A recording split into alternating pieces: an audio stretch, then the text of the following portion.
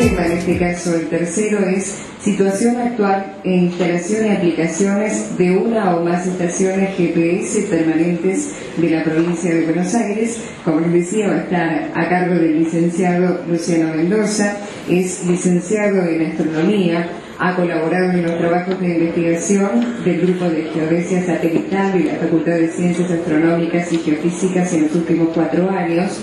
Entre otros, desarrolló el software para transformación de alturas de la provincia. También va a estar el licenciado Daniel Del Cogliano, licenciado en astronomía, docente e investigador de la Facultad de Ciencias Astronómicas y Geofísicas. Tiene numerosas publicaciones relacionadas con geodesia satelital, cursos dictados en diferentes universidades, colegios profesionales y organismos públicos del país, y actualmente trabaja en el mejoramiento del modelo geoide bonaerense, integrando mediciones GPS sobre líneas de nivelación y gravedad. Por último, el licenciado Raúl Perdomo es licenciado en astronomía, docente e investigador en Facultad de Ciencias Astronómicas y Geofísicas, y también está en el CONICET. Ha dirigido el grupo de geodesia satelital en diversos proyectos de investigación y transferencia de la provincia de Buenos Aires y Tierra del Fuego. Adelante. Abajo era Luciano Mendoza porque tenía 30 años de estaba presente. Yo voy a tratar de principalmente introducir las preguntas y los disparadores de la discusión que tenemos que tener al final de esta jornada, y preguntas que se van a ir dilucidando a lo largo de la tarde, porque lo que aquí hay es solamente un borrador, el producto de conversaciones que hemos tenido tanto con los profesionales del Consejo como de la Dirección de Geodesia. Ahora, sí. En parte lo que ha dicho Sergio va a simplificar esta conversación. Lo que aquí están los componentes principales del sistema GPS. Lo que quiero resaltar es que en el modo de posicionamiento aislado, cuando uno tiene un receptor solamente, no solamente interviene en la calidad del resultado que se obtiene, la calidad del receptor, sino interviene en todos los errores que ustedes se puedan imaginar, los errores que provienen de la constelación de satélites y en gran medida las perturbaciones que produce la atmósfera. La atmósfera en este problema que estamos tratando es un elemento central. De manera que aquí, si estamos trabajando en forma aislada, podremos tener un receptor de alto costo y de supuesta alta precisión, pero trabajando en forma aislada no vamos a obtener resultados mucho mejor que con el navegador más sencillo. Es decir, estamos hablando de metros. Perdón, pero la pizza del pizarrón me lleva. Vamos a la siguiente. Decía Sergio, decía Sergio que la modalidad del posicionamiento relativo, es decir, del trabajo simultáneo de 2 o más receptores, permite mejorar drásticamente la precisión. Aquí está dibujadita o esquematizada la atmósfera, la atmósfera, y como también se dijo, en la medida en que la distancia entre las estaciones se agranda, la porción de atmósfera que atraviesa la señal de los satélites empieza a ser cada vez más distinta. Para un mismo satélite, si este ángulo se agranda, entonces el problema pasa a ser más serio, porque la perturbación que produce en este sector no es la misma que en este sector, y cuando se procesan las observaciones de forma conjunta, las observaciones de las dos puntas de la base, no se pueden eliminar los errores que provienen de esta fuente, de la atmósfera. Seguimos. La atmósfera básicamente, en lo que se relaciona a la perturbación que produce sobre la señal de GPS, se puede separar en dos partes. Una parte superior se llama la ionosfera, una parte inferior se llama la troposfera. La parte superior, la ionosfera, es la perturbación que se produce en la ionosfera, es una función de la frecuencia de la señal. Entonces, según que ya los primeros satélites de posicionamiento del sistema tránsito de los años 70 emitían señales en dos frecuencias diferentes. Y la razón era que las señales de ambas frecuencias sufren errores distintos. La combinación permite, en definitiva, eliminar o minimizar el efecto del error que produce la ionosfera, que es el más preocupante en el problema que nosotros tenemos por delante.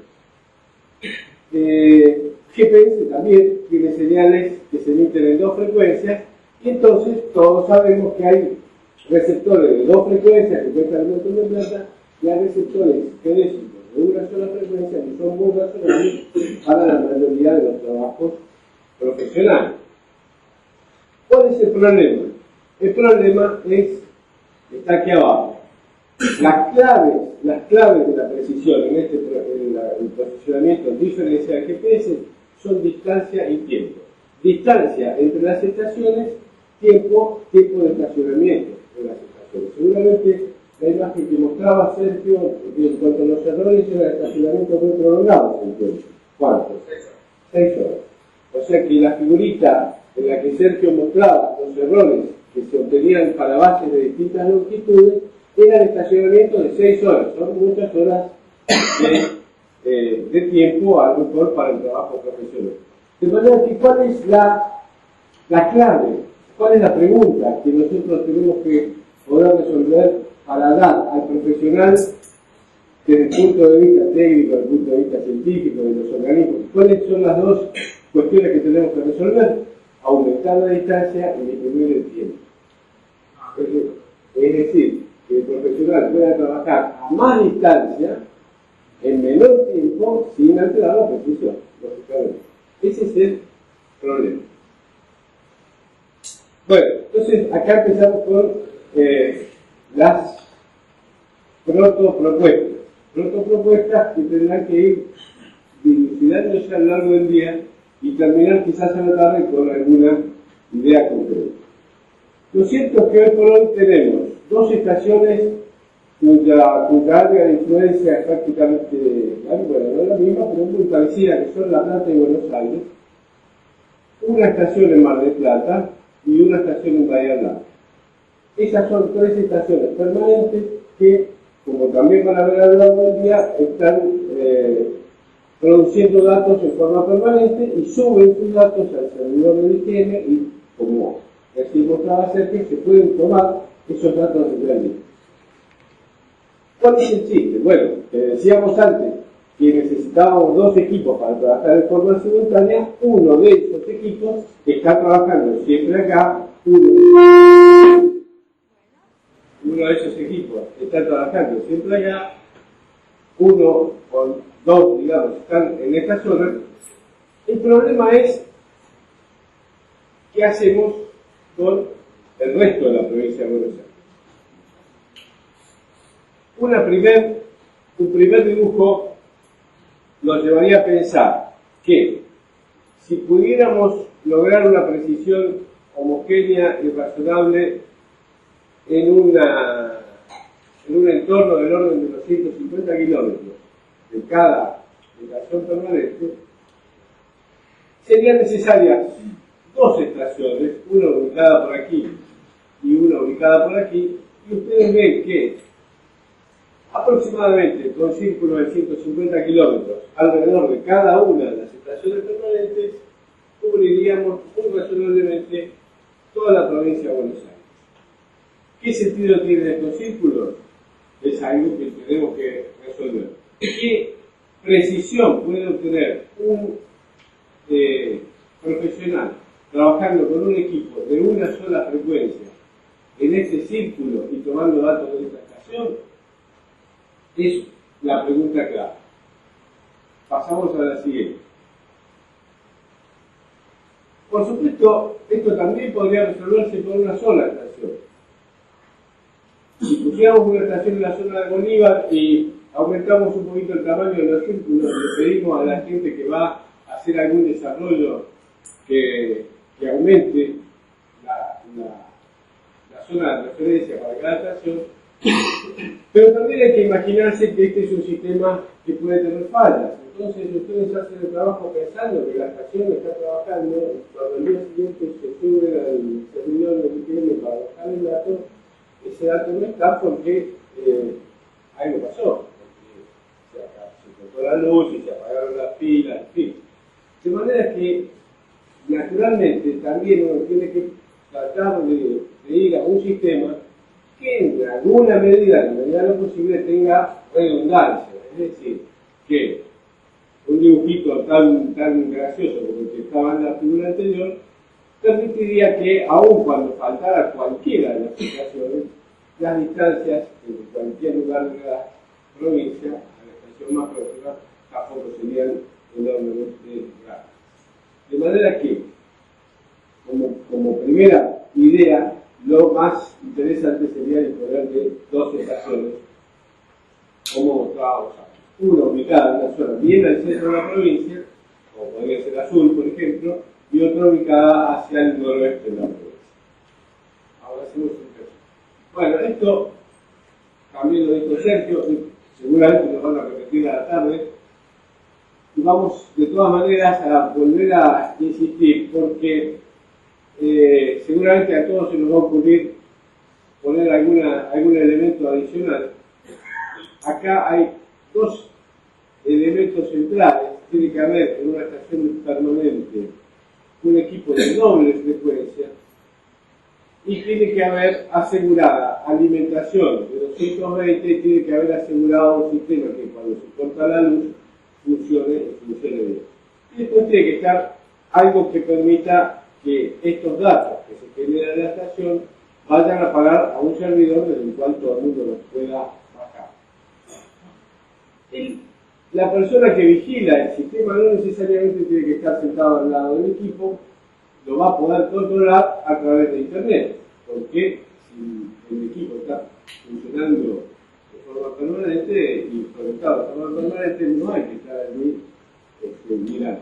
De hecho, nosotros a veces en La Plata, desde Alemania, nos dicen que las estaciones desde ayer no anduvo, entonces vamos a ver qué pasó. Pero la realidad es esa. La estación funciona de forma completamente automática, hay que tener a alguien cerca para resolver los problemas que generalmente son problemas de tipo simple de resolver. Pasamos así. Bueno, insistir. Supongamos que tuviéramos esas 5 estaciones funcionando. ¿Qué habríamos resuelto fácilmente? Bueno, si tuviéramos un solo equipo, uno solo, que fuera capaz de tomar mediciones en 2 frecuencias, o sea, un equipo caro, tendríamos disponible en cualquier lugar de la provincia una estación permanente suficientemente cerca para que en cualquier lugar de la provincia tuviéramos precisiones de pocos centímetros. Esta no es la situación habitual. La situación habitual es que uno aspira, por lo menos, a tener un equipo geodésico de una sola frecuencia que es considerablemente más barato, ¿no es cierto? Bueno, ahí ustedes vieron la figura que presentaba Sergio recién. La realidad es que cuando se trabaja con una sola frecuencia y la distancia, la proximidad a una estación permanente se hace larga, es difícil decir cuál va a ser la precisión. Yo, para decirles algo hoy, repasé algunos libritos. Por ejemplo, hay un libro famoso de GPS, por Nielsen y Kloster, y por ahí dice, cuando habla de esto, de la enorme dependencia que tiene esta precisión de la actividad del Sol. Y la causa es que el Sol es el que perturba la atmósfera, la ionosfera particularmente. Entonces, el Sol tiene un periodo de mucha actividad y un periodo de poca actividad. En el año 2001,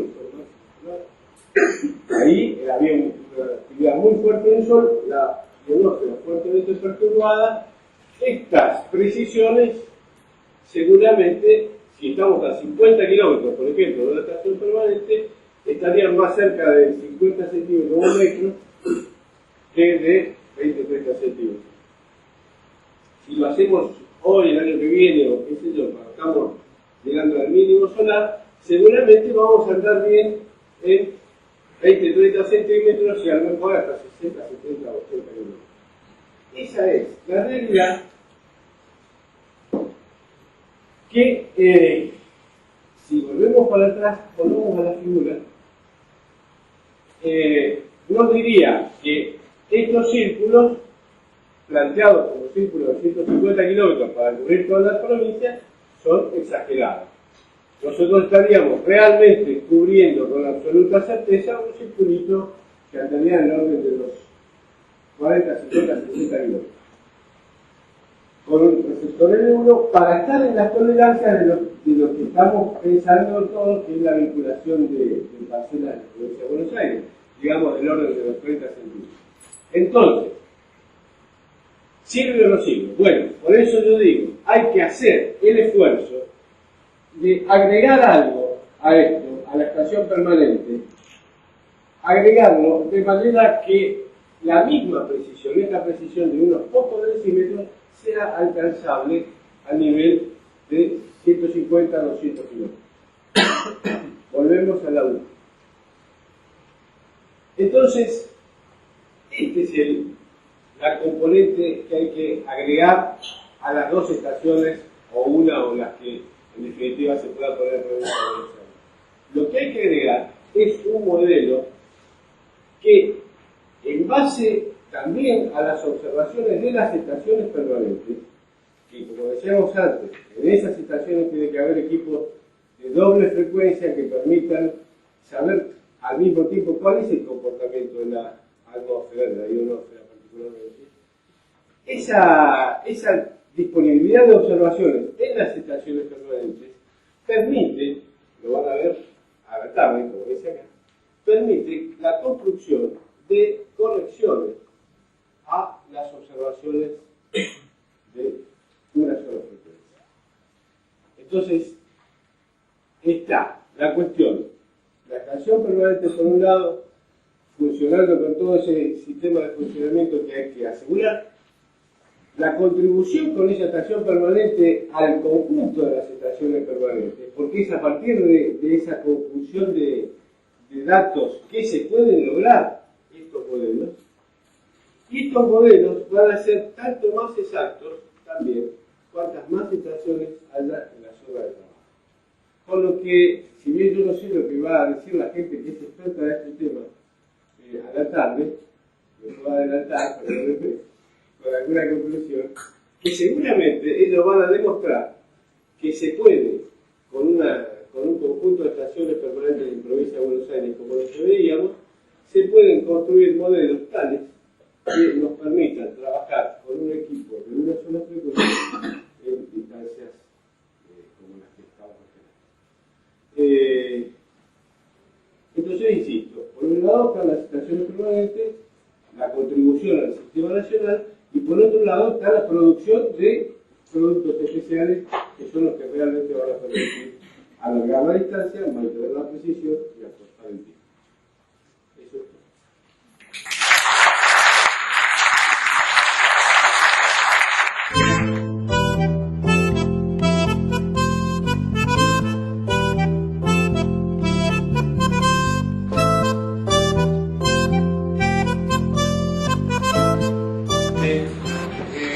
Cuando hablaba de la parte de alimentación, ¿no? Y hablaba de 220 volts y un UPS, ¿qué posibilidades habría de que eso se conecte a una alimentación solar?